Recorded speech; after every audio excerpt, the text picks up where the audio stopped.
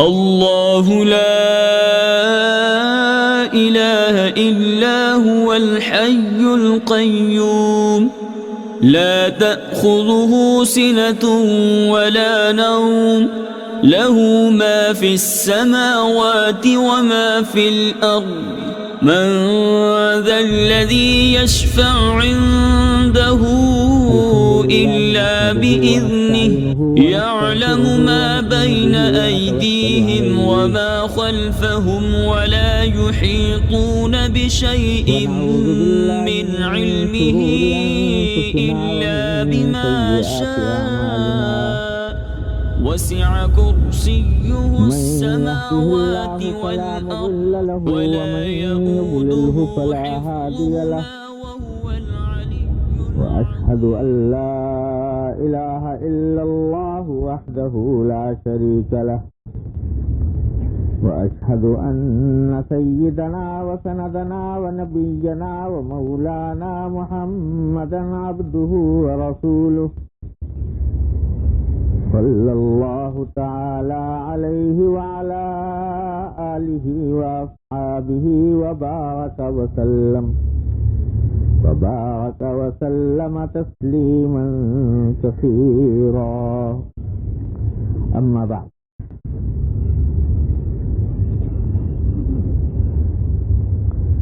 یہ ایک حدیث ہے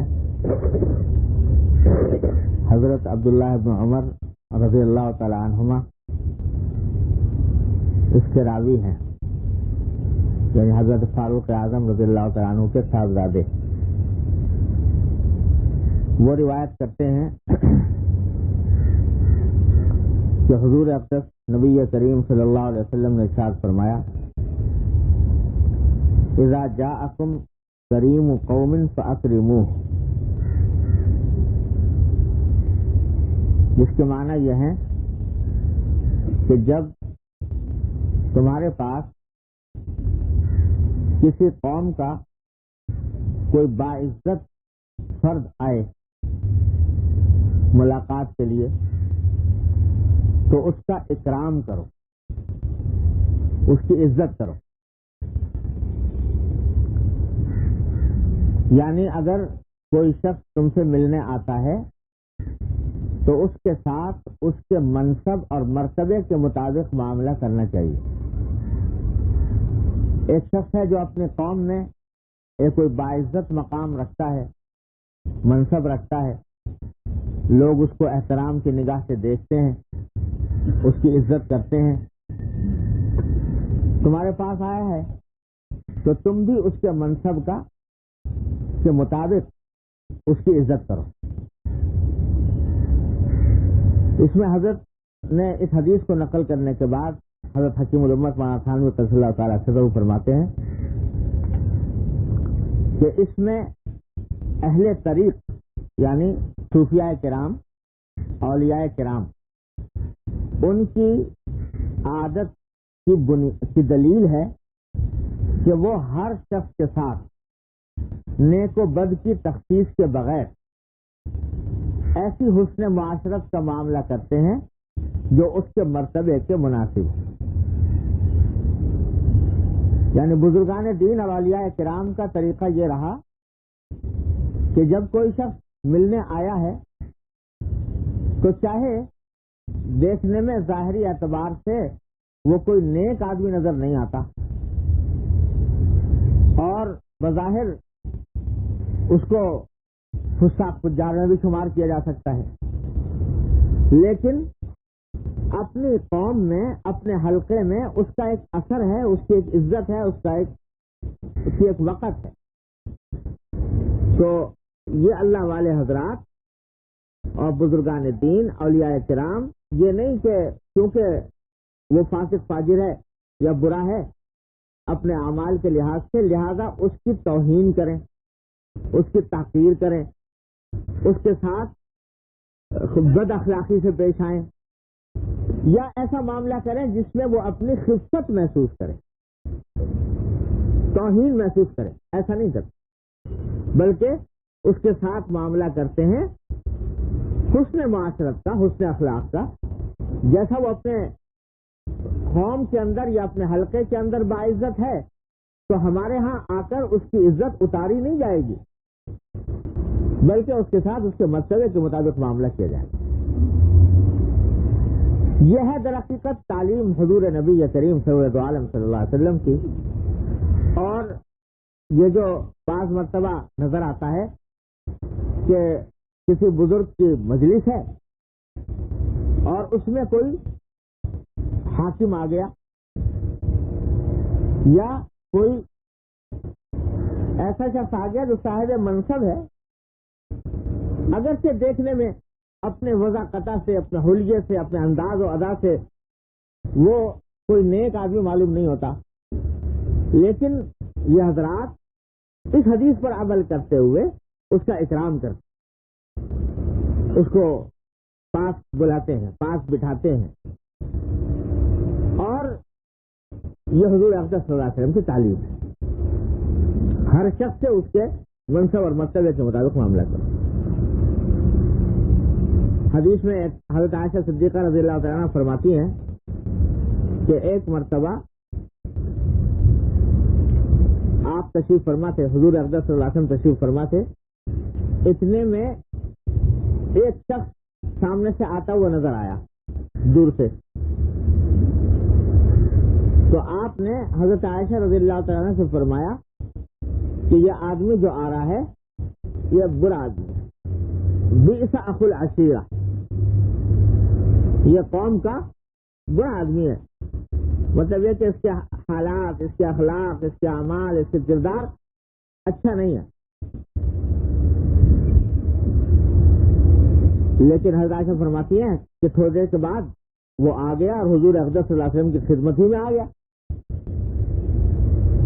تو جب وہ آ گیا تو آپ نے اس کے ساتھ بڑا اکرام کا معاملہ فرمایا اور اس کے ساتھ خوش اخلاقی کا معاملہ فرمایا اور حسن معاشرت کا معاملہ فرمایا، اور بڑے خندہ پیشانی کے ساتھ اس سے ملے، خندہ پیشانی سے مل کر اس کے ساتھ باتیں کی۔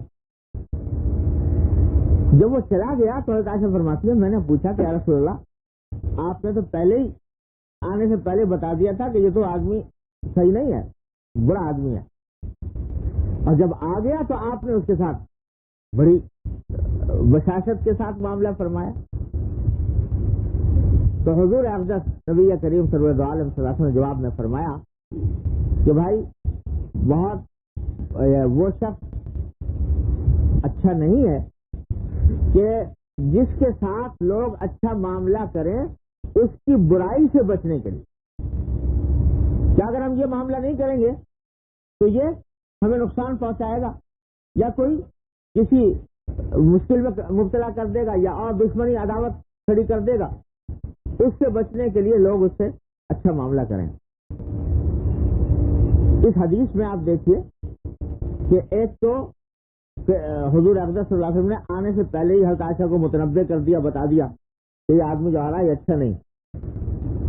بظاہر تو غیبت معلوم ہوتی ہے کہ ایک آدمی ابھی آیا نہیں، پیٹھ پیچھے اس کی برائی بیان کی، لیکن حقیقت میں غیبت اس لیے نہیں کہتا ہے جب کسی شخص کی برائی اس نقطہ نظر سے بیان کی جائے تاکہ مخاطب اس کے بارے میں ہوشیار ہو جائے، اس سے دھوکہ نہ کھائے، اس کی کوئی اس کی وجہ سے کوئی برائی یا کوئی تکلیف نہ اٹھائے، تو یہ غیبت نہیں ہوتی۔ اس نیت سے یہ بات بیان کی جا رہی ہے تاکہ مخاطب کو متنبع کر دیا جائے کہ بھائی تم دھوکہ مت کھانا، اس تو یہ غیبت نہیں ہوتی۔ پھر دوسرا یہ کہ آ کر اس کے ساتھ بشاشت کے ساتھ معاملہ فرمایا۔ اب حالانکہ یہ بھی ممکن تھا کہ جب وہ آدمی برا تھا تو یہ بھی تو ممکن تھا کہ جب وہ آ گیا تو اس کی برائیوں پر متنبع کرتے آپ کہ تیرے اندر فلاں برائی ہے، تیرے اندر فلاں برائی ہے، تیرے اندر فلاں برائی ہے، اور اس کو متنبع کر کے اس سے بات رہنے کی تلقین فرماتے، دعوت تبلیغ کا فریضہ انجام دیتے اس کے ساتھ۔ لیکن ایسا نہیں کیا، بلکہ بشاشت کے ساتھ معاملہ کیا اور وہ بات نہیں کہی۔ اس سے بات معلوم ہوئی کہ ہر وقت تبلیغ کا وقت نہیں ہوتا، دعوت کا، امر بالمعروف کا، نہی عن المنکر کا، کے لیے بھی وقت کی تلاش چاہیے، مناسب وقت دیکھنا چاہیے، مناسب موقع دیکھنا چاہیے کہ کس وقت یہ بات مؤثر ہو سکتی ہے، کس وقت فائدہ مند ہو سکتی ہے، کس وقت اس سے دوسرے آدمی کا دل جو ہے بدل سکتا ہے۔ اگر یہ خیال ہو کہ اس وقت موقع نہیں ہے دعوت کی بات کہنے کا، اس واسطے اگر کہیں گے تو یا تو الٹا اثر ہوگا، یا سنے گا نہیں، یا اس کا فائدہ ظاہر نہیں ہوگا، تو پھر ایسے موقع پر دعوت کی بات نہ کہے، اس کو کسی اور موقع کے لیے اٹھا رکھے، جب موقع کی تلاش میں رہے کہ کب فائدہ پہنچے گا۔ تو یہ نہیں ہے کہ یہ امر بالمعروف یا نہی عن المنکر یا دعوت کی بات کوئی پتھر ہے تو اٹھا کے پھینک دیا جب چاہا، بلکہ موقع کی تلاش رکھو، مناسب موقع دیکھو، جب مناسب موقع مل جائے تو اس وقت کہو۔ تو یہ نہیں کہ اللہ حضرت مولانا محمد الیاس صاحب رضی اللہ تعالیٰ سے اللہ تعالیٰ ان کے درجات بلند فرمائے، تبلیغی جماعت کے بانی، ان کے بارے میں نے کئی بزرگوں سے سنا یہ واقعہ کہ ایک صاحب تھے حضرت مولانا الیاس صاحب رحمۃ اللہ علیہ سے ان کا تعلق تھا، آنا جانا تھا، لیکن بیچارے آزاد بنے سے آدمی تھے، اور حلیہ بھی ظاہری وضع قطع جو ہے سنت کے مطابق نہیں تھی، تو بہت عرصے تک آتے جاتے رہے، ملاقاتیں ہوتی رہیں، حضرت جب کوئی موقع ہوتا کوئی بات کہہ دیتے، ورنہ ان کے ساتھ بڑا دوستی کا معاملہ کرتے۔ ایک مرتبہ جب کافی دن گزر گئے تو حضرت مولانا الیاس صاحب نے سوچا کہ بھئی اب تو بہت دن گزر گئے تو ان سے کبھی کچھ کہنا بھی چاہیے۔ جب بہت دن گزر گئے تو حضرت مولانا الیاس صاحب نے ان سے فرمایا کہ بھائی میاں یہ تم داڑھی نہیں رکھتے، داڑھی رکھ لو۔ حضور اقدس صلی اللہ علیہ وسلم نے تلقین فرمائی ہے، یہ جو کہا تو اگلے دن سے انہوں نے آنا بند کر دیا، آنا چھوڑ دیا۔ ان کے دل میں ایک شرم پیدا ہوئی ہوگی کہ مولانا نے ایک بات فرمائی ہے، اب آئندہ مجھ سے قدرت تو ہو نہیں رہی ابھی تک اس کام کے کرنے کی، اور اب جاؤں گا تو کس منہ سے جاؤں گا، شاید یہ خیال ہوا ہوگا، تو آنا بند کر دیا۔ جب کئی دن گزر گئے نہیں آئے تو حضرت مولانا الیاس صاحب نے فرمایا کہ بھائی ہم سے بڑی سب غلطی ہوئی۔ غلطی یہ ہوئی کہ ہم نے توا گرم ہونے سے پہلے روٹی ڈال دی۔ روٹی ڈالنی چاہیے تھی اس وقت جب کہ توا گرم ہو جاتا تو روٹی کو پکڑ لیتا، اور ہم نے ابھی توا گرم ہوا نہیں تھا اس سے پہلے روٹی ڈال دی، تو ہم سے غلطی ہوئی۔ تو یہ حضرات یہ نہیں ہے کہ بس ایک آدمی آیا ہے تو بس اس کو ایک مرتبہ میں سبھی کچھ پلا دینا ہے۔ یہ دیکھو کہ وقت کیا ہے، موقع کیا ہے، کس موقع کے اوپر اس کے اوپر بات مؤثر ہو سکتی ہے نہیں ہو سکتی۔ حضرت مولانا قاسم صاحب نواسوی رحمۃ اللہ علیہ دارالعلوم دیوبند کے بانی، ہم سب کی گردنیں جھکی ہوئی ہیں ان کے احسانات کے آگے، تو وہ ان کے حضرت نے لکھا ہے واقعہ ارواح ثلاثہ میں، حضرت حکیم الامت مولانا تھانوی قدس اللہ صلی اللہ نے، حضرت مولانا قاسم صاحب نواسوی رحمۃ اللہ علیہ کے ایک دوست تھے، دوستی کر لی۔ دوستی ایک ایسے آدمی سے جو بالکل یعنی آزاد منش قسم کے آدمی، حلیے میں، حوضہ میں، قطع میں، ہر چیز میں بالکل مختلف، نہ لباس سنت کے مطابق، نہ چہرہ سنت کے مطابق، نہ کچھ، اور دوستی چل رہی حضرت مولانا قاسم نانوی رحمۃ اللہ علیہ کی، اور ان کے ساتھ اٹھنا بھی ہے، بیٹھنا بھی ہے، باتیں بھی ہیں، سبھی کچھ ہے، آتے ہیں تو عزت بھی کرتے ہیں، یہ سب اسی میں آ رہا ہے۔ اذا اتاکم کریم قوم فاکرموا، اکرام کر کیا جا رہا ہے۔ جب کئی سال گزر گئے، یعنی کئی سال گزر گئے، حضرت نے کبھی ان کے اوپر حلیے کے اوپر کوئی بات نہیں کی، اس زمانے میں رواج تھا اب تو لوگوں کے مطلب بھی سمجھانا مشکل ہے، میں بھی صحیح مطلب اس کا نہیں بتا سکتا کہ کس زمانے میں داڑھی تو رکھتے تھے لوگ، لیکن ہندوانہ رسم تھی غالباً، یا کیا تھی، کسی غیر مسلم قوم کے اتباع میں یہ کہتے کہ داڑھی چڑھاتے، اس کو داڑھی چڑھانا بولتے، یعنی وہ داڑھی کو اوپر کی طرف چڑھا لیتے تھے کسی خاص طریقے پر، اس کو داڑھی چڑھانا بولتے تھے۔ اس کا ذکر بہت آتا ہے، کبھی اس کا حقیقت سمجھنے کی نوبت نہیں آئی، لیکن ہے بات اتنی بات کہ غیر اسلامی طریقہ تھا، علماء کرام اس کے اوپر نکیر فرماتے تھے۔ تو وہ صاحب جو تھے وہ داڑھی چڑھایا کرتے، اور لباس بھی علماء صلحاء کا لباس نہیں تھا، ایسا لباس تھا جس پر علماء عام طور سے نکیر کیا کرتے تھے۔ جب کئی سال گزر گئے اسی حالت میں وہ آ رہے ہیں، ایک مرتبہ کبھی حضرت مولانا قاسم ناز صاحب ناصری رحمۃ اللہ علیہ نے ایک مرتبہ بھی کبھی یہ نہیں فرمایا کہ بھائی یہ کیوں کرتے ہو۔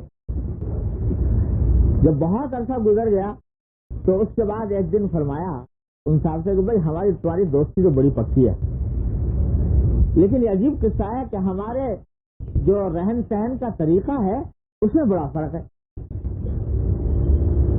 آپ کا کوئی لباس کچھ اور طرح کا ہے، ہمارا کچھ اور طرح کا ہے، ہماری داڑھی کچھ اور طرح کی ہے، آپ کی اور طرح کی ہے، دوستی اتنی پکی اور ہمارے لباس وغیرہ میں اتنا فرق۔ تو اب میں سوچتا ہوں کہ بھائی اتنی پکی دوستی ہو گئی تو اب ایک جیسا ہونا چاہیے۔ تو اس واسطے اب میری گزارش یہ ہے کہ جیسا تمہارا لباس ہے ایک جوڑا مجھے بھی ایسے ہی لا دو، ایک جوڑا مجھے بھی لا دو تو میں بھی ویسے ہی پہن لوں، اور یہ داڑھی چڑھانا مجھے تو آتا نہیں، تو تم بھی ذرا دکھاؤ کیسے چڑھاتے ہیں، ذرا تم چڑھا دو میری داڑھی تاکہ ہم دونوں کی ظاہری شکل صورت بھی ایک جیسی ہو جائے۔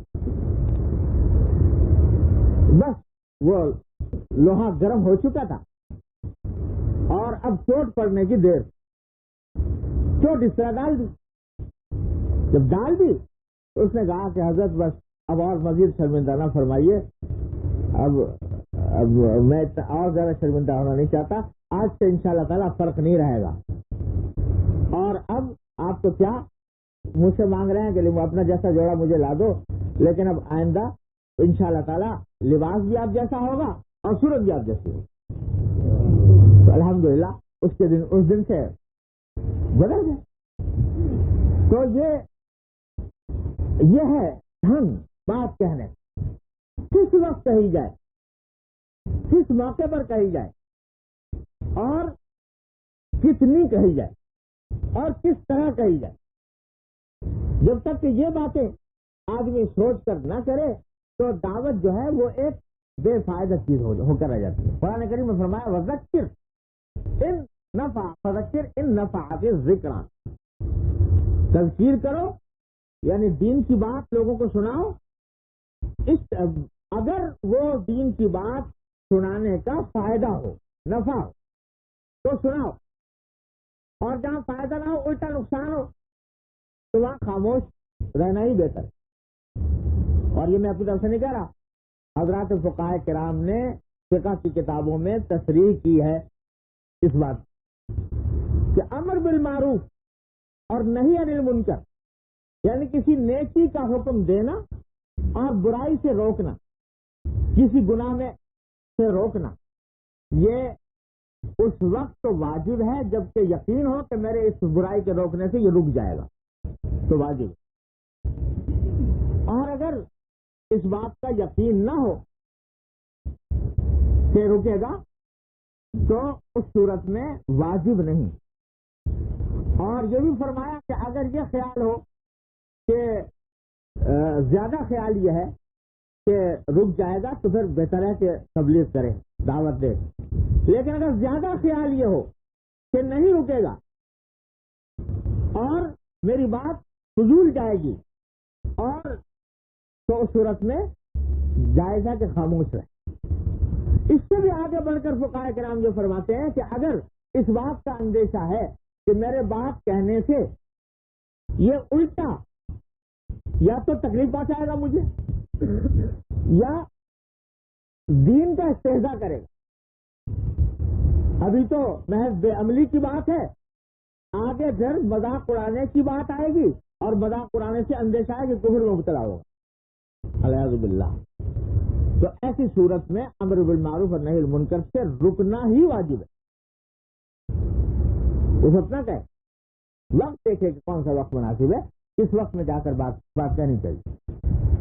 تو بعض لوگ یہ سمجھتے ہیں کہ بھائی چونکہ ایک دوسرے حلقے کا آدمی آیا ہے تو ہم اگر اسی وقت اس کے اوپر دعوت کا کام نہیں کریں گے, امر بالمعروف اور نہی المنکر کا کام نہیں کریں گے, تو ہمارا اس کا ہم گنہگار ہوں.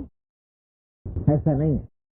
وقت تو حضور اقدس صلی اللہ علیہ وسلم نے ان صاحب سے آنے کے بعد یہ محسوس فرمایا ہوگا کہ اس وقت ان سے کچھ کہنا فضول ہے, اس واسطے اس وقت کوئی بات نہیں فرمائی اور بشاشت سے معاملہ فرمایا.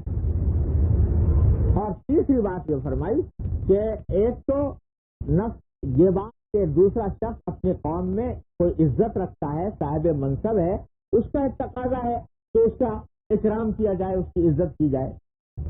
دوسرا یہ کہ بعض اوقات بھی ہوتا ہے کہ اگر تم اس کے حسب مرتبہ اس کے ساتھ معاملہ نہیں کرو گے, دشمنی اور عداوت پیدا ہو. تو خامخواہ دشمنی عداوت مول لینا یہ بھی کوئی پسندیدہ بات نہیں. اس واسطے حضور اقدس صلی اللہ علیہ وسلم نے فرمایا کہ دوسرے آدمی کی زیادتی یا عداوت یا فحش سے بچنے کے لیے اگر کوئی کام کرے, اکرام کرے, تو کوئی نہیں. تو یہ ہے حضرات اولیاء بزرگان دین اور اولیاء کرام کا معمول اس حدیث کے مطابق. جہاں پر حدیث کو لانے کا منشا حضرت کا یہی ہے کہ بسا اوقات ایسا ہوتا ہے کہ ایک بزرگ ہیں اور ان کے پاس ایک آدمی آیا تو اس کے چلے گئے, اکثر اس کا اکرام کر لیا, دروازے تک اس کو چھوڑا ہے, یہ کام کیا. تو بعد لوگ دیکھنے والے یہ اعتراف کرتے ہیں کہ بھائی دیکھو ایک فاسق آدمی کی اس طریقے سے عزت کی اور اس کے لیے کھڑے ہو گئے, اس کے وہاں تک پہنچایا. تو اس کا منشا در حقیقت یہی ہے, اذا اتاکم کریم قوم فاکرموا. اللہ.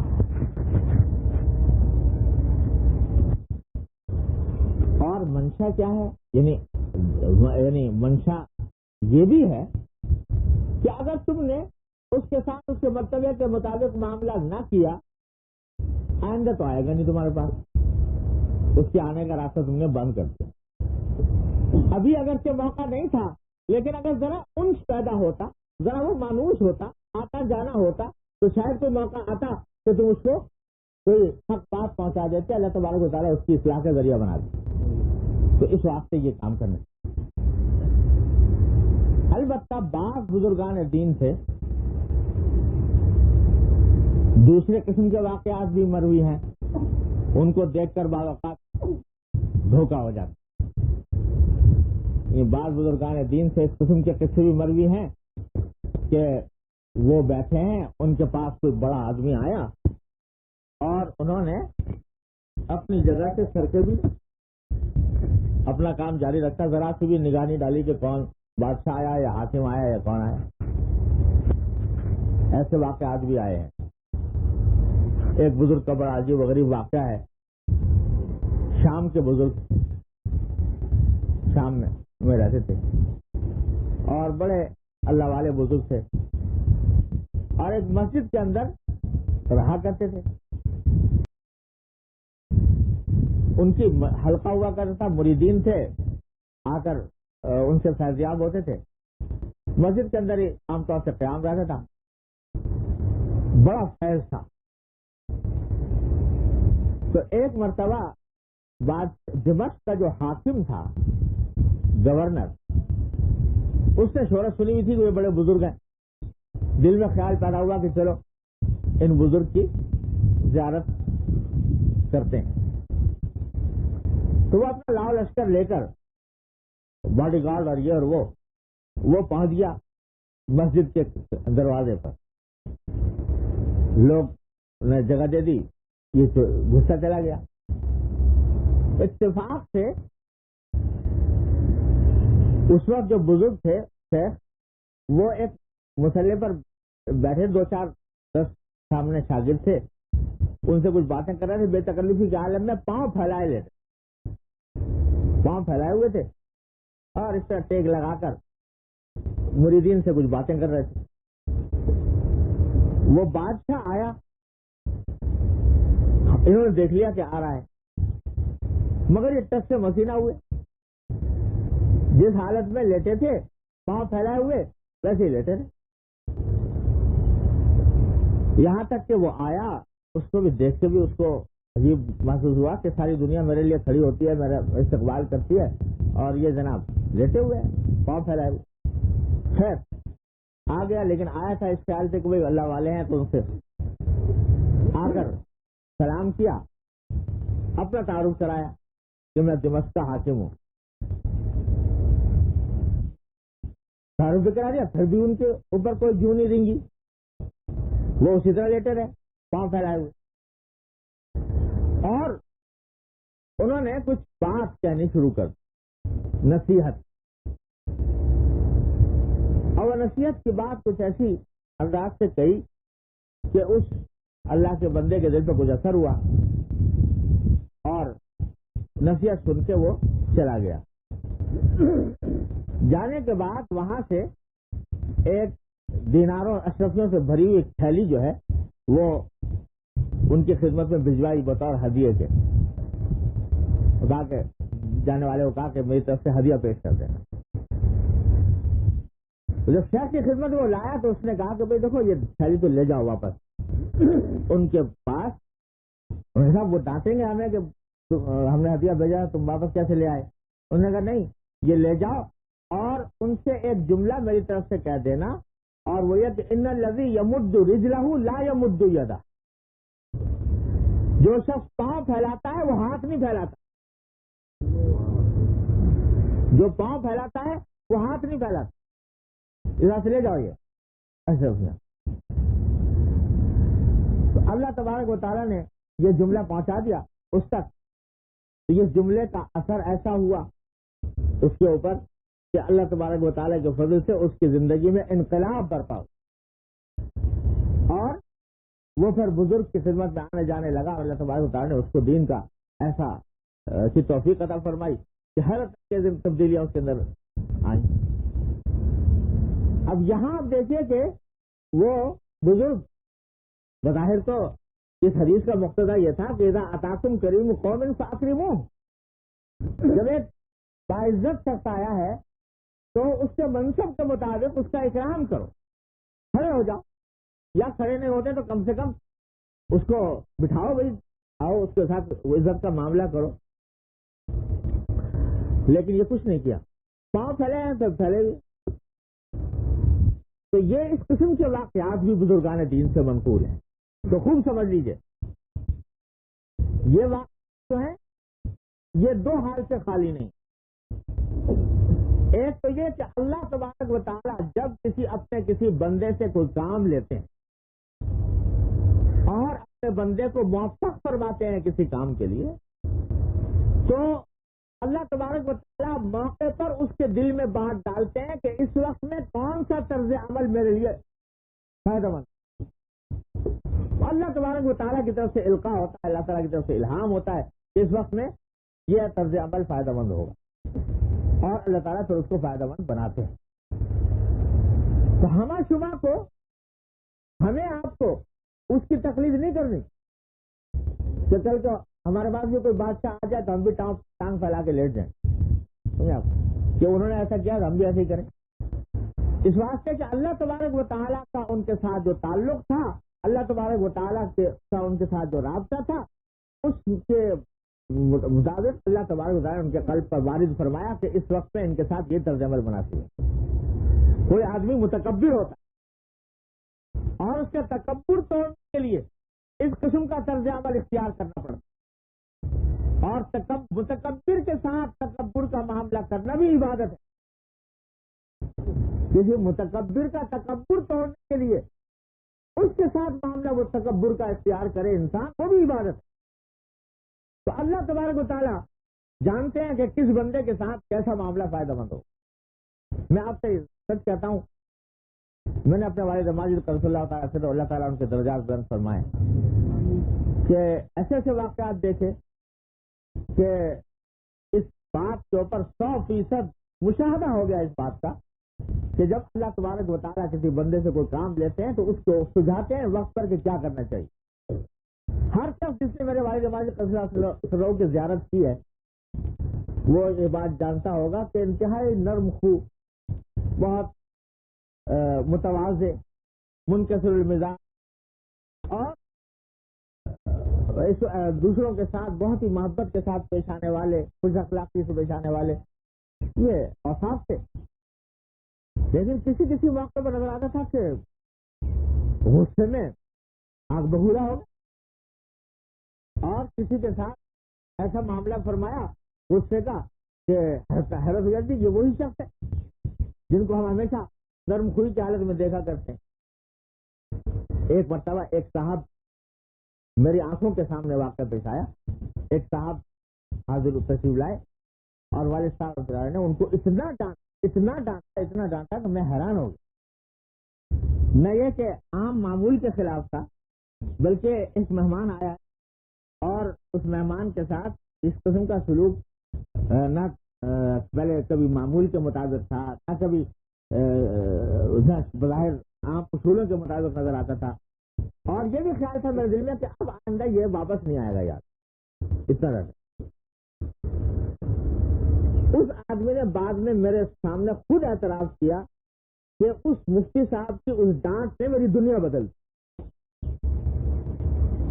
اور اس ڈانٹ کی وجہ سے میری زندگی میں انقلاب آ گیا، میری سوچ بدل گئی اور میری اصلاح کا راستہ اسی وقت کھلا،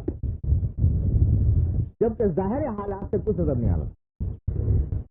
تو اس واسطے یہ بڑے بڑے لوگوں کے اوپر اپنے حالات کو قیاس نہیں کرنا چاہیے کہ یہ کیا کس کے ساتھ کیا معاملہ کر رہے ہیں. نہ اعتراض کرنا چاہیے. جب اللہ تبارک و تعالیٰ اللہ اپنے بندے سے کام لیتے ہیں اسے سجھاتے ہیں کہ اس وقت میں اس آدمی کے ساتھ کیا معاملہ اختیار کرنا ہے. دیکھنے والے کو اس کی حکمتوں کا مصلحتوں کا بعض اوقات اندازہ نہیں ہوتا. اللہ تبارک و تعالیٰ اس سے کام لے رہے ہوتے ہیں. تو اس واسطے یہ بزرگ کسی کے ساتھ اگر اس طرح کا معاملہ کیا ہے تو اس کو یہ سمجھو کہ یہ اللہ تبارک و تعالیٰ کی طرف سے تھا، من جانب اللہ تھا. اس آدمی کی اصلاح کے لیے یہ ضروری ہے. تو اس واسطے وہ قابل تقلید نہیں، قابل تقلید حدیث ہے نبی کریم سرور دو عالم صلی اللہ علیہ وسلم کہ اذا آتاکم کریم قوم فاکرموہ. ایک تو کبھی یہ ہوتا ہے اور کبھی یہ بھی ہوتا ہے کہ کوئی اللہ والا اللہ تبارک و تعالیٰ کی یاد میں، اس کے ذکر میں اتنا مستغرق ہے کہ اس کو گرد و پیش کی ہوش ہی نہیں کون آ رہا ہے کون جا رہا ہے. اس کو بس اللہ تبارک و تعالیٰ کے ذکر و فکر میں وہ محو ہے، مخلوق کی طرف دھیان ہی نہیں. کون مخلوق آ رہی ہے کون جا رہی ہے اور یہ مخلوق کس درجے کی ہے. وہ غلبہ حال کی کیفیت ہے، استغراق کی کیفیت ہے. وہ بھی قابل تقلید نہیں، قابل تقلید. یہ حکم ہے کہ اذا آتاکم کریم قوم فاکرموہ. لیکن یاد رکھو حکم ہے اکرام کرنا، عزت کرو. یہ نہیں کہ اطاعت کرو، اتباع کرو. کہ اگر وہ کوئی غلط کام کر رہا ہے یا غلط بات کہہ رہا ہے تو اکرام سے مرعوب ہو کر یا اس کے باعزت منصب سے ڈر کر یا مرعوب ہو کر اس کی باطل بات کو مان لو یا اس کی پیروی شروع کر دو. یہ نہیں. میرے والد ماجد صلی اللہ تعالیٰ صلی اللہ تعالیٰ ان کے درجات بلند فرمائے. بڑی خوبصورت بات فرمایا کرتے کہ دیکھو بھائی تم ایسے بنو جیسے ریشم ہوتا ہے نا. ریشم جو ہوتا ہے کہتے ملائم اتنا کہ کوئی ہاتھ لگائے تو مزہ آ جائے، لیکن مضبوط اتنا کہ توڑنا چاہے تو کوئی ٹوٹے نہیں. تو ریشم کیسے بنو کہ کسی لوگوں کے ساتھ معاملہ تو کرو نرمی کا، ملائمت کا، ملاطفت کا، محبت کا، خوش اخلاقی، لیکن کوئی تمہیں اپنے موقف سے اپنے طریقے سے ہٹانا چاہے، توڑنا چاہے تو ٹوٹے گا نا، ٹوٹ نہیں سکتا. ایسے بن. تو کوئی صاحب منصب آیا ہے اس کو عزت دو, اس کے ساتھ کچھ اخلاقی کا معاملہ کرو, لیکن اس کی اتباع نہیں, اس کی اطاعت نہیں. اتباع اور اطاعت ہے محمد رسول اللہ صلی اللہ علیہ وسلم کی, آپ کی سنت طیبہ. اس کی خاطر سے اور اس کو خوش کرنے کے لیے دین کا کوئی حکم چھوڑ دے انسان, یا حضور اقدس صلی اللہ علیہ وسلم کی کوئی سنت چھوڑ دے, یہ نہیں ہوتا. حضرت حذیفہ بن یمان رضی اللہ تعالیٰ عنہ کسریٰ کے دربار میں, کسریٰ وہ بادشاہ جو سپر پاور کہلاتا ہے اپنے وقت, اس کے دربار میں ہے. دسترخوان بچھا, کھانے کی چیز آئی, ہاتھ سے نوالا گر گیا. نوالا گرنے کے لیے اپنا ہاتھ بڑھایا اٹھانے کے لیے, تو کسی بیٹھنے والے نے کہا کہ بھئی اس وقت چھوڑ دو, اس واسطے کے لوگ سمجھیں گے کہ یہ پتہ نہیں کیا نادیدے لوگ ہیں, جس طرح سے نوالے کی خاطر یہ زمین سے اٹھا کے کھا رہے. حضرت حذیفہ بن یمان رضی اللہ عنہ نے جواب میں فرمایا کہ اترکو سنت رسول اللہ صلی اللہ علیہ وسلم لہؤلاء الحمقى, کیا میں ان احمقوں کی وجہ سے محمد رسول اللہ صلی اللہ علیہ وسلم کی سنت چھوڑ دوں؟ یہ نہیں ہو سکتا. ان کے ساتھ جو معاملہ کرنا ہے کچھ اخلاقی کا وہ کر لوں گا, لیکن ان کی خاطر سنت چھوڑوں محمد رسول اللہ صلی اللہ علیہ وسلم کی, یہ نہیں ہو سکتا. تو اذا اتاکم کریم قوم فاکرموہ, اکرام کرو لیکن اطاعت نہیں کرنی, اتباع نہیں کرنی, ان سے ڈرنا نہیں, ان سے مروب ہونا نہیں, کہ ان سے مروب ہو کر اور مداہنت کر کے آدمی اپنے طریقے کو چھوڑ. تو ریشم بنو کہ ملائم ہو لیکن کوئی توڑنا چاہے تو ٹوٹے نہیں. یہ ہے حدیث کا مفہوم جو حضرت جس کی طرف توجہ دلا رہے ہیں. اللہ تبارک و تعالیٰ اس سے ہم سب کو فہم عطا فرمائے اور اس پر عمل کی توفیق عطا فرمائے. لا الہ الا اللہ.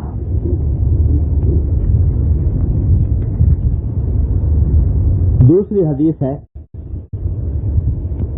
اگلی حدیث جو حضرت نے یہاں پر نقل فرمائی ہے,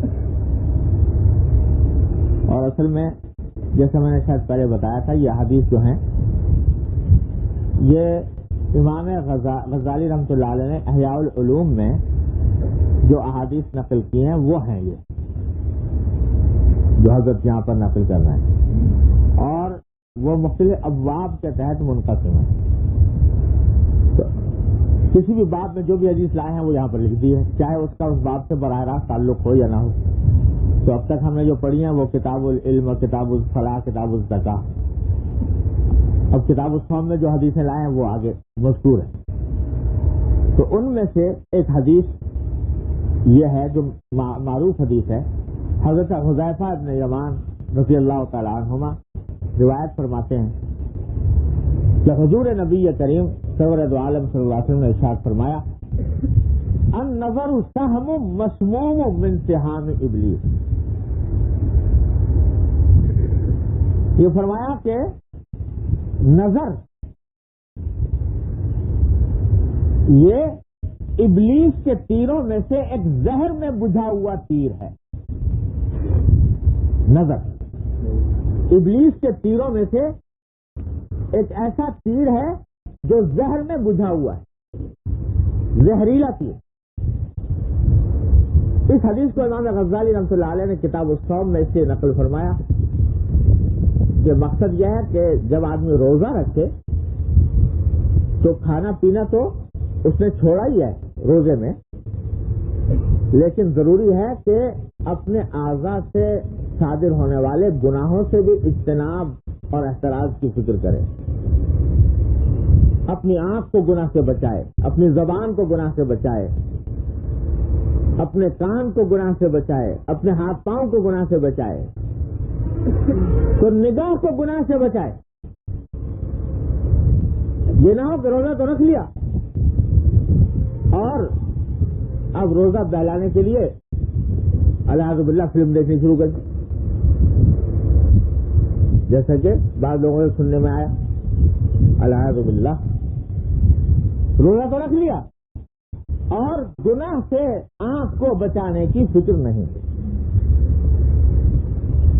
تو بھائی روزے کے اندر تم نے حلال چیزیں تو چھوڑ دی، کھانا حلال تھا کہ نہیں، وہ چھوڑ دیا، پانی پینا حلال تھا وہ چھوڑ دیا، اور میاں بیوی کے آپس میں تعلقات رکھنا یہ حلال تھا اس کو چھوڑ دیا، تو حلال چیزیں چھوڑ دی۔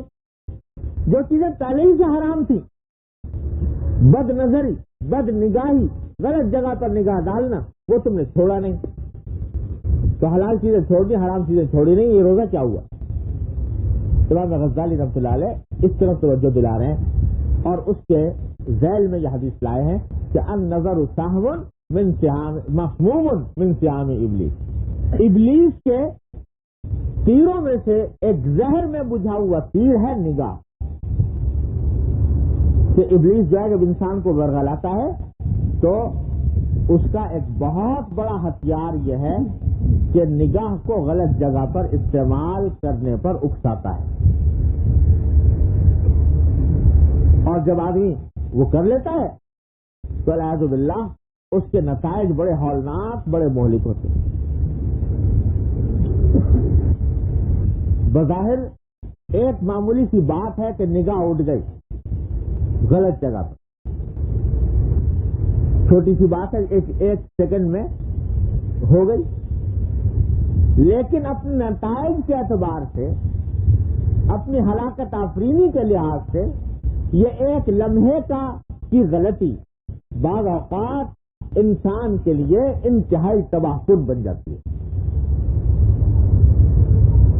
اور اس کے نتیجے میں باطن کی خرابی ایسی لاحق ہوتی ہے کہ اس سے سنوارنا درست نہیں رہتا، مشکل ہو جاتا ہے، الیاذ باللہ۔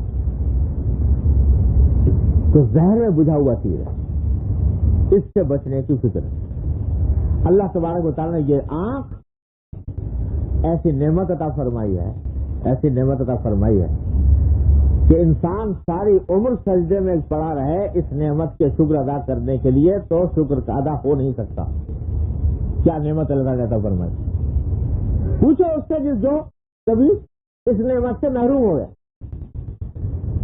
بینائی، الیاذ باللہ، اللہ تعالیٰ سب کی حفاظت فرمائے، سب کی بینائی کی حفاظت فرمائے، لیکن ذرا تصور کرو، خدا نہ کرے کسی لمحے یہ صورت ہو جائے کہ ایک دم سے بینائی آنکھ کی چلی جائے، چاہے چند لمحوں کے لیے ہو، کیا قیامت گزر جائے گی انسان کو، اور اس بینائی کو واپس لانے کے لیے کتنا خرچ کرنے کو تیار ہو جائے گا، لاکھوں کروڑوں روپیہ خرچ کرنے کو تیار ہو جائے گا، میری بینائی واپس آ جائے۔ اتنی بڑی نعمت ہے، لیکن چونکہ مفت ملی ہوئی ہے، کوئی پیسہ اس کے لیے خرچ نہیں کیا، کوئی محنت اس کے لیے نہیں اٹھائی، اس واسطے قدر نہیں، پہچانتے نہیں۔ اللہ تبارک و تعالیٰ نے کتنی بڑی نعمت دے رکھی، اور ایسا کارخانہ یہ بنایا ہے آنکھ کا کہ آپ کبھی پڑھ کے دیکھو کیا اس چھوٹے سے کارخانے کے اندر اللہ تبارک و تعالیٰ نے کیا اس میں عجائب و غرائب لگائے۔ سیاہ پتلی الگ ہے، سفید پتلی الگ ہے، اس کے اندر پردے ہیں اور اس کے اندر اعصاب ہے، اور کس میں کیسی کیسی صلاحیتیں رکھ دی ہیں، دیکھ رہا ہے انسان، استعمال کر رہا ہے اس کو، جب سے پیدا ہوا اس سے آخر تک۔ اللہ تبارک و تعالیٰ نے یہ نعمت عطا فرمائی ہوئی ہے۔ ابھی کل ہی کوئی صاحب مجھے بتا رہے تھے ایک صاحب کا واقعہ، ان کی یہ بیماری پیدا ہو گئی، تو یہ جو پلکیں اللہ تعالیٰ نے بنائی ہیں نا، جب آدمی بند کرنا چاہے تو بند کر لیتا ہے، جب کھولنا چاہے کھول لیتا ہے۔ اس پلک کے اندر یہ صلاحیت اللہ تعالیٰ نے رکھی ہے کہ اوپر کرو چاہو کھل جائے گی، نیچے کرو بند ہو جائے گی۔ ان صاحب کی یہ جو پلک ہے، یہ اس کی حرکت کرنے کی صلاحیت ختم ہو گئی، اور یہ جو پوری کھال ہے یہ آ کر آنکھ کے اوپر پڑ گئی۔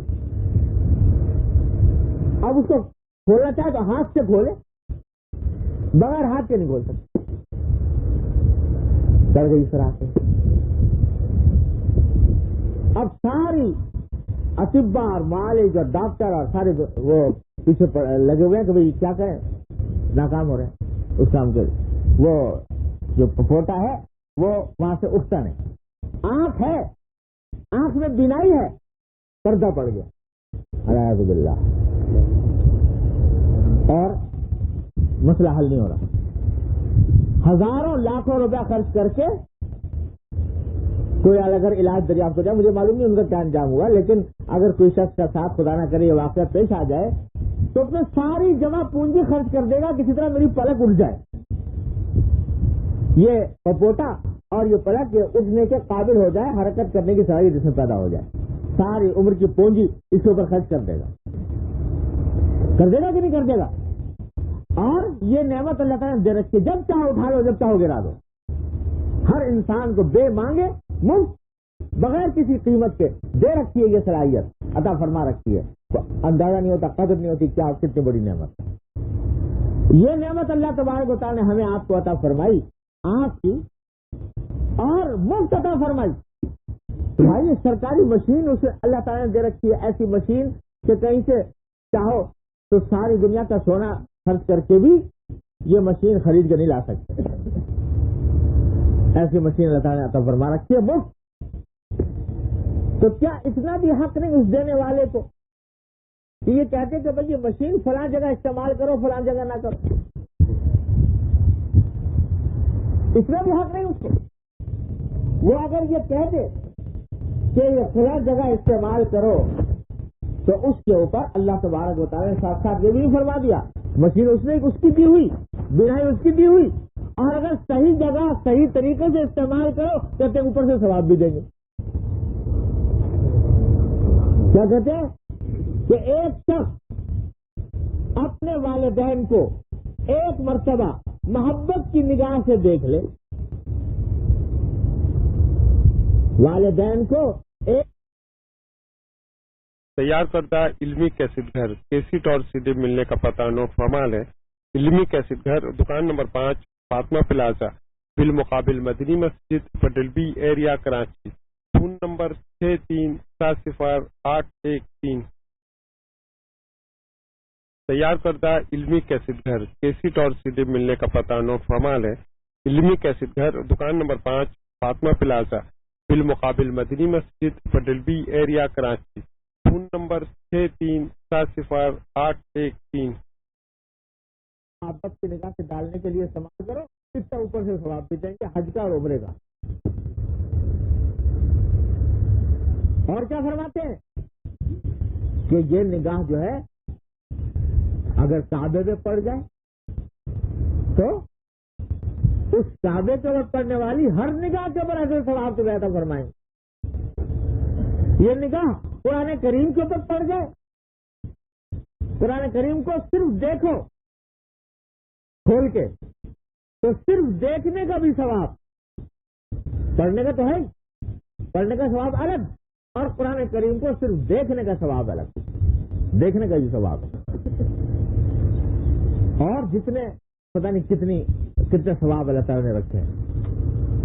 اور ایک حدیث میں فرمایا کہ ایک شخص ماں باپ، ایک شخص کہیں باہر سے آیا گھر میں اور اس نے اپنی بیوی کو محبت کی نگاہ سے دیکھا، اور بیوی نے شوہر کو محبت کی نگاہ سے دیکھا. تو حدیث میں حضور اقدس صلی اللہ علیہ وسلم فرماتے ہیں کہ جب اس نے اس کو محبت کی نگاہ سے دیکھا، اس نے اس کو محبت کی نگاہ سے دیکھا، اللہ تعالیٰ دونوں کو رحمت کی نگاہ سے دیکھا. تو مشین ان کی عطا اور اس کو استعمال کر رہا ہے اپنے ذاتی مقصد کے لیے، لیکن چونکہ ان کے حکم کے مطابق استعمال کر رہا ہے، اس واسطے صرف یہی نہیں کہ اس کا مزہ عطا فرما رہے ہیں، بلکہ اس کے ساتھ اوپر سے ثواب بھی دے رہے ہیں. کچھ ٹھکانا ہے ان کی رحمت.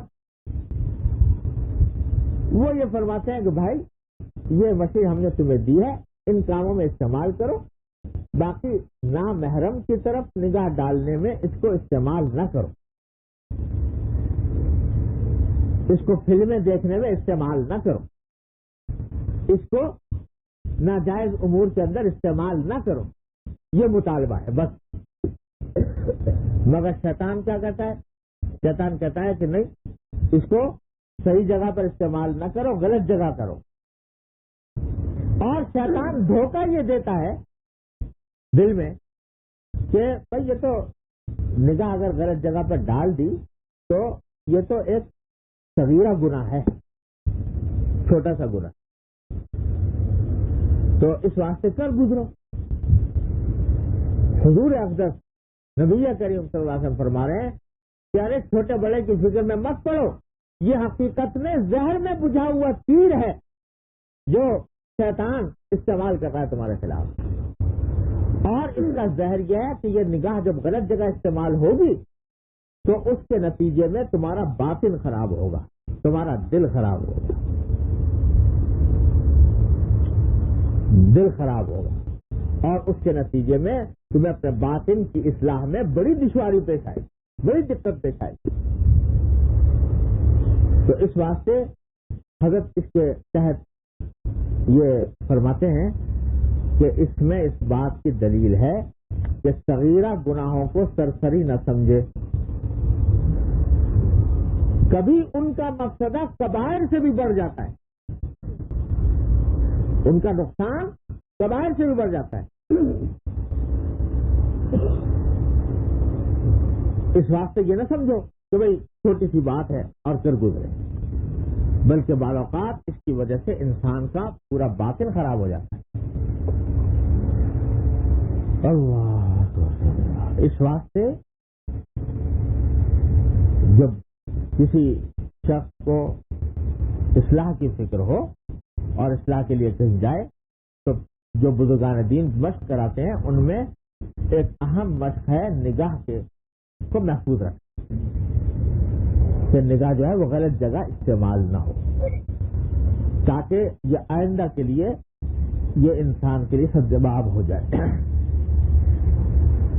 اور لوگ پوچھتے بھائی سب وظیفہ بتا دو کہ نگاہ جو ہے وہ غلط جگہ استعمال نہ ہو، تو بھائی سب سے بڑا وظیفہ اس کا یہ ہے کہ آدمی اپنی ہمت کو استعمال کرے، اور اللہ تبارک و تعالی نے انسان کی ہمت میں بڑی طاقت رکھی، وہ طاقت اگر استعمال کرے وہ ایسی ہے کہ جتنا اس کو استعمال کرو گے اتنی اس میں قوت زیادہ آئے گی، اتنی اس میں طاقت زیادہ آئے گی، اور جتنا اس کو بیکار چھوڑو گے اتنا ہی وہ کمزور ہو جائے۔ تو شروع میں آدمی جب اپنے آپ کو بچانے کی کوشش کرتا ہے تو بڑی مشقت ہوتی ہے اور ایسا لگتا ہے کہ دل پہ آرے چل گئے، لیکن یہ آرے چلاؤ، آرے چلاؤ، جب یہ آرے چلاؤ گے اور یہ سوچ کر چلاؤ گے کہ میرے اللہ نے مجھے ایک سرکاری مشین عطا فرمائی ہے اور مجھ سے یہ مطالبہ کیا ہے کہ اس جگہ پر میں اس کو استعمال نہ کروں، میں اس کو استعمال سے بچانے کے لیے اپنے اللہ کی خاطر اپنی خواہش کو قربان کر رہا ہوں۔ جب ایک مرتبہ یہ کر لیا تو یقین رکھو اللہ تبارک و تعالیٰ کی طرف سے اس خواہش کو قربان کرنے میں وہ لذت عطا ہوتی ہے، وہ لذت عطا ہوتی ہے کہ اس کے آگے بد نظری کی لذت ہیٹ در ہے، اس کے آگے کوئی حیثیت نہیں رکھتی۔ اللہ تبارک و تعالیٰ وہ لذت عطا فرماتا، اور ایمان میں وہ نور، زندگی میں وہ برکت، وہ روحانیت عطا فرماتے ہیں جو انسان کے ساری عمر انسان کے کام آتی ہے۔ اور اگر چھوڑ دیا اسی طرح بے تحاشا جا رہی ہے نظر، جہاں سے پڑ رہی ہے، کوئی فکر نہیں، جہاں دل نے مجبور کیا وہ اٹھا لیا، کوئی فکر نہیں، کوئی لگام نہیں دی ہوئی اس کو، تو یہ شیطان کے قبضے میں چلی جاتی ہے۔ یہ سہم ہے، بجھا ہوا تیر ہے ابلیس کا، اور یہ ابلیس اس کو اپنے مقصد میں استعمال کرتا ہے۔ اور یہ نگاہ ایسی چیز ہے کہ یہ بھی ایک منفذ ہے باطن کا، اس کے ذریعے جب گناہ داخل ہوں گے تو انسان کا باطن تاریک ہوتا چلا جائے گا، العیاذ باللہ، اللہ بچائے۔ اور اس کا ایک خاصہ یہ ہے کہ عبادات کا نور ختم ہو جاتا ہے. بعد میں آدمی عبادت بھی کر رہا ہے، یعنی نگاہ کو ڈالا ہوا ہے بے تحاشا گناہوں کی طرف، اور ساتھ ساتھ اپنے اوقات میں عبادت بھی کر رہا ہے. عبادت ادا تو ہو جائے گی. فقیر سے پوچھو، فتویٰ دے دے گا تمہیں اس بات کا کہ بھائی نماز سب سے اتر گئی، لیکن اس کا جو نور تھا، اس کی جو روحانیت تھی، وہ حاصل نہیں ہوگی جب تک کہ نگاہ کو قابو میں نہ لا. اس کا نور جاتا رہے، اور اس کے نتیجے میں ساری عمر یہ کشاکش برقرار رہے، یہ ظلمت برقرار رہے. اور اگر روکنا شروع کر دیا اس نگاہ کو، یہ آج کے دور کا بہت بڑا فتنہ ہے، اس لیے بار بار اس کے اوپر توجہ دلاتا رہتا ہوں. یہ بہت بڑا فتنہ ہے آج کے دور میں، بہت ہی بڑا فتنہ. اور آج کے دور کا اس لیے کہ نگاہوں کو پناہ ملنی مشکل ہوتی ہے. جب آدمی باہر نکلتا ہے تو نگاہوں کو پناہ ملنی مشکل ہے. ایسے فتنے سامنے آتے ہیں، ایسے مناظر سامنے آتے ہیں، اور اب تو گھر کے اندر گھس گئے ٹی وی اور VCR کے ذریعے. گھر گھر سنیما بن گیا. تو اس واسطے وہ گھر کے اندر یہ گھس گئے ہیں یہ فتنے، اور اب آنکھ کو بچانا اس سے بہت مشکل ہوتا ہے. اس لیے کہہ رہا ہوں کہ آج کے دور کا بہت بڑا فتنہ بن گیا. یہ باہر نکلو تو مناظر ایسے ہیں، اندر آؤ گھر میں ٹی وی اور ویڈیو چل رہا ہے، اور اس کے سامنے اس کے ذریعے مناظر ایسے آتے ہیں جو انسان کی نگاہ کو خراب کرنے والے.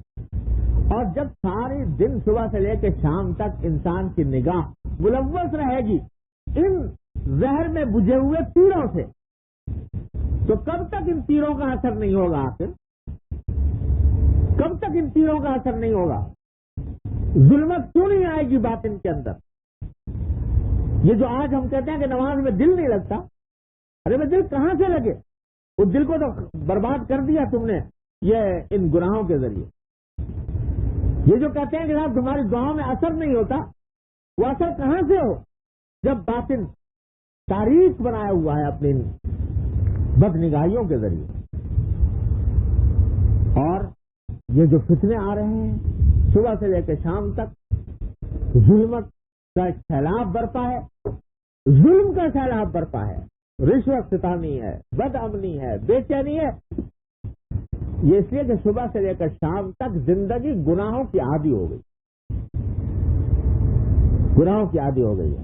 اس وجہ سے چین نہیں آ رہا، ہر شخص پریشان ہے، ہر شخص مصیبت میں ہے. کتنا ہی پیسہ جمع کر لے مگر ہے مصیبت. تو بھائی خدا کے لیے ہم اپنی جانوں پر رحم کریں اور ان گناہوں کو، نگاہوں کو بچانے کی فکر کریں. اس لگام دیں. کچھ بعض لوگ کہتے ہیں کہ صاحب کیا کریں، فتنہ ابتلا ہی ایسا ہے، کہاں تک بچائیں کہاں تک بچائیں. ہر جگہ ایک جگہ سے بچائیں، دوسری جگہ پھنس گئے، دوسری جگہ سے بچائیں، تیسری جگہ پھنس گئے. تو بھائی پہلی بات تو یہ ہے کہ بچانا شروع تو کرو، اپنی طرف سے کچھ لگام تو دو، اور جہاں ممکن ہو بچاؤ. اور اگر کسی جگہ پھسل جاؤ اللہ تبارک و تعالیٰ سے توبہ کر کے رجوع کرو، یا اللہ یہ غلطی ہو گئی، اپنی رحمت سے آئندہ مجھ کو اس سے محفوظ رہنے کی توفیق عطا فرما دو. اللہ تعالیٰ سے مانگو، توبہ کرو، استغفار کرو، رجوع کرو اللہ تبارک و تعالیٰ سے، اور اپنی ہمت کو استعمال کرو، اپنے عزم کو استعمال کرو، اور مانگتے رہو. ہمارے حضرت والا حضرت اللہ تعالیٰ سے فرمایا کرتے تھے کہ بھائی صبح کو جب اٹھو تو اس وقت میں اللہ تبارک و تعالیٰ سے کچھ عہد و پیمان کر لیا کرو، باتیں کر لیا کرو. اور یہ باتیں کر لیا کرو کہ یا اللہ اب میں نکل رہا ہوں اپنے کام کے اوپر، دنیا کے اندر جاؤں گا، وہاں طرح طرح کے محرکات اور دائیں میرے سامنے آئیں گے. کہیں نگاہ بہکے گی، بہکنے کا اندیشہ، کہیں زبان کے بہکنے کا اندیشہ. یا اللہ میں اپنی نگاہ کو بھی، اپنی زبان کو بھی، اپنے ہاتھ پاؤں کو بھی، اور اپنے کانوں کو بھی آپ کی پناہ میں دیتا ہوں. یا اللہ ان کو گناہوں سے بچا لیجیے. اور ان کو گناہوں سے بچا کر بچنے کی توفیق عطا فرما دیجیے. بے ہمت ہوں ہمت دے دیجیے، بے حوصلہ ہوں حوصلہ دے دیجیے. یہ ایک مرتبہ مانگ لو صبح کو اٹھ کے اللہ تبارک و تعالیٰ سے. اور حضور اقدس صلی اللہ علیہ وسلم نے خود دعا تلقین فرما دی، وہ صبح کو ضرور مانگ لیا کرے جن کو یاد ہو. اللہم انا قلوبنا و نواسینا و جوارحنا بیدک لم تملکنا منہا شیئا فاذا فعلت ذلک بنا فکن انت ولینا واہدنا الی سواء السبیل. کہ اللہ یہ جو کچھ ہمارے اعضاء و جوارح ہیں، آنکھ ہو یا کان ہو یا ناک ہو یا ہاتھ ہو یا پاؤں، جو کچھ بھی ہے سب آپ کے مملوک ہیں، آپ کی ملکیت. جب آپ کی ملکیت ہے تو اللہ آپ ہی اس کے رہنما بن جائیے. ان کی ہدایت عطا فرما دیجیے کہ یہ غلط جگہ استعمال نہ ہو. یہ دعا مانگ لو صبح کو اٹھ کے. اور جب چلو بازار میں تو قرآن کریم کے حکم کے مطابق نگاہ کو نیچے رکھ کے چلو. قل للمؤمنین یغضوا من ابصارہم ویحفظوا فروجہم. نگاہ کو نیچے رکھ. حضرت حکیم الامت صلی اللہ تعالیٰ سے عجیب باتیں فرمایا کرتے تھے. فرمایا کہ جب شیطان کو اللہ تعالیٰ نے راندہ درگاہ کیا تو اس نے دھمکی دی تھی کہ میں آپ کے ان بندوں کو بہکاؤں گا. کس طرح بہکاؤں گا؟ تو اس کے لیے قرآن نے کہا لآتینہم من بین ایدیہم ومن خلفہم وعن ایمانہم وعن شمائلہم. کہ میں ان کے سامنے سے آؤں گا، ان کے پیچھے سے آؤں گا، ان کے دائیں سے آؤں گا، ان کے بائیں سے آؤں گا. چاروں طرف سے آنے کا اس نے دھمکی دے رکھی ہے انسان کو. اور آنے کا راستہ کیا ہے؟ بہت سے راستے ہیں، ان میں سے زہر میں بجھا ہوا تیر پھینکنا ہے. یہ بھی چاروں طرف سے، دائیں سے بائیں سے، آگے سے پیچھے سے. تو حضرت فرماتے ہیں کہ 4 سمتیں تو بیان کر دی اس نے، 2 چھوڑ گیا، ایک اوپر کی ایک نیچے کی. تو معلوم ہوتا آئے گا سامنے سے یا پیچھے سے یا دائیں سے یا بائیں سے. اوپر سے نیچے سے نہیں آئے گا. تو فرمایا کہ بھائی اوپر کی طرف اگر نگاہ چل کر کے چلو گے تو گرو گے. لہذا ایک ہی راستہ ہے کہ نیچے کی طرف نگاہ کر کے چلو. جب نیچے کی طرف نگاہ کر کے چلو گے تو انشاءاللہ شیطان کا حملہ نہیں ہوگا. تو قل للمؤمنین یغضوا من ابصارہم ویحفظوا فروجہم. اپنی نگاہ کو نیچے رکھ کے چلو. عادت ڈالو اس بات. میرے حضرت فرمایا کرتے تھے، اللہ تعالیٰ ان کے درجات بلند فرمائے، حضرت ڈاکٹر صاحب صلی اللہ تعالیٰ سرہ، یہ فرمایا کرتے تھے کہ الحمدللہ اس حکم پر عمل کرنے کے لیے میں نے یہ مدتوں مشق کی ہے کہ سامنے کوئی مرد ہو یا عورت ہو، کبھی اس کے ساتھ نگاہ ملا کر بات نہیں، ہمیشہ نگاہ نیچے رکھ کے بات. اور جن لوگوں نے حضرت کی زیارت کی ہے وہ مشاہدہ کرتے تھے، ہمیشہ حضرت کی نگاہ نیچے رہتی بات کرتے وقت. جب مرد ہو یا عورت ہو، کوئی ہو، لیکن میں نگاہ نیچے رکھ کے بات کرتا ہوں. تو اس واسطے کہ یہ تفریحی نکال دی دل سے، عادت ڈال دی اس بات کی کہ نگاہ نیچے ہی رہے، اوپر نہ اٹھے. اس طرح سے اب حالانکہ حضرت مطلب فرماتے تھے اور اس میں مرد عورت ہر قسم کے لوگ آتے تھے.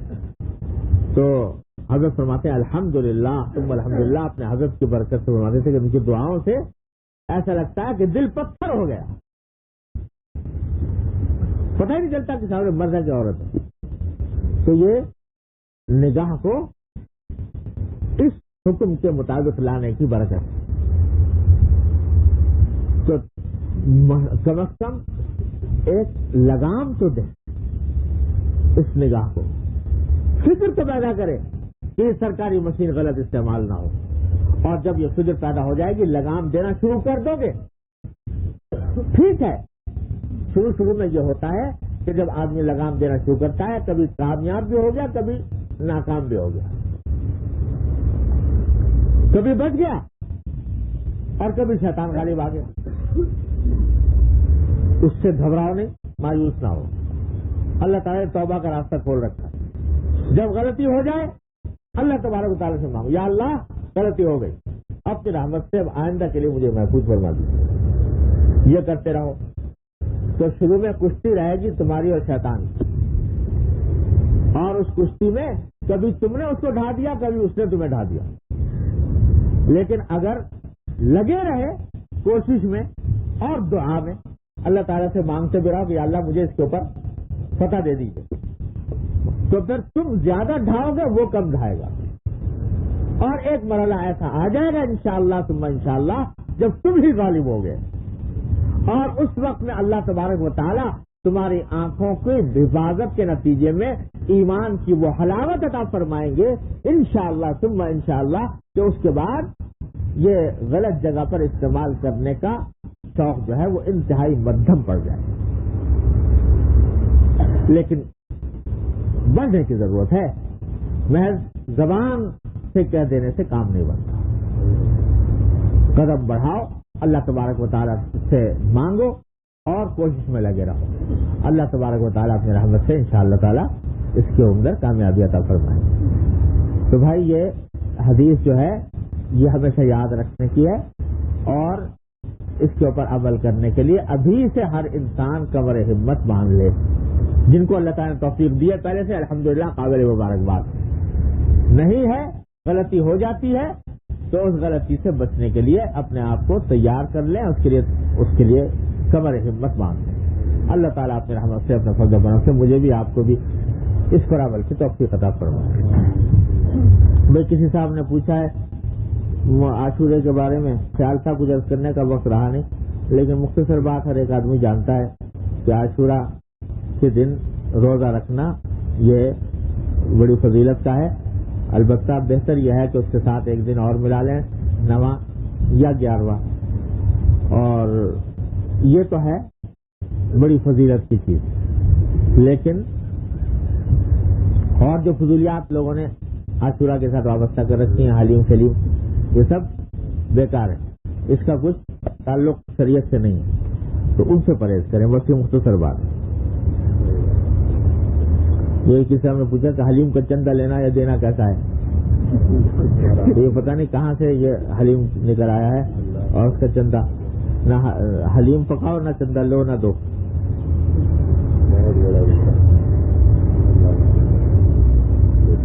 ہاں البتہ یہ ہے کہ صدقہ ودقہ جتنا کرنا چاہو کرو، کہ خاص طور سے حلیم کا کوئی تک نہیں ہے، کوئی اس سے شریعت سے تعلق نہیں ہے. اللہم صلی علی سیدنا اللهم صل على سيدنا محمد اللهم صل على ربنا ظلمنا انفسنا وان لم تغفر لنا وترحمنا لنكونن من الخاسرين. ربنا ظلمنا انفسنا وان لم تغفر لنا وترحمنا لنكونن من الخاسرين. ربنا ظلمنا انفسنا وان لم تغفر لنا وترحمنا لنكونن من الخاسرين. ربنا لا تزغ قلوبنا بعد إذ هديتنا وهب لنا من لدنك رحمة إنك أنت الوهاب. ربنا لا تزغ قلوبنا بعد إذ هديتنا وهب لنا من لدنك رحمة إنك أنت الوهاب. اللهم إن قلوبنا ونواصينا وجوارحنا بيدك لم تملكنا منها شيئا، فإذا فعلت ذلك بنا فكن أنت ولينا أو انقص منه قليلا أو زد عليه ورتل القرآن ترتيلا. إنا سنلقي عليك قولا ثقيلا. إن ناشئة الليل هي أشد وطئا وأقوم قيلا. إن لك في النهار سبحا طويلا. واذكر اسم ربك وتبتل إليه تبتيلا. رب المشرق والمغرب لا إله إلا هو فاتخذه وكيلا. واصبر على ما يقولون واهجرهم هجرا جميلا. وذرني والمكذبين أولي النعمة ومهلهم قليلا. إن لدينا أنكالا وجحيما وطعاما ذا غصة وعذابا أليما يوم ترجف الأرض والجبال وكانت الجبال كثيبا مهيلا إنا أرسلنا إليكم رسولا شاهدا عليكم كما أرسلنا إلى فرعون رسولا فعصى فرعون الرسول فأخذناه أخذا وبيلا فكيف تتقون إن كفرتم يوما يجعل البلدان شيبا السماء منفطر به كان وعده مفعولا إن هذه تذكرة فمن شاء اتخذ إلى ربه سبيلا إن ربك يعلم أنك تقوم أدنى من ثلثي الليل ونصفه وثلثه وطائفة من الذين معك والله يقدر الليل والنهار علم أن لن تحصوه فتاب عليكم فاقرؤوا ما تيسر من القرآن علم أن سيكون منكم مرضى وآخرون يضربون في الأرض يبتغون من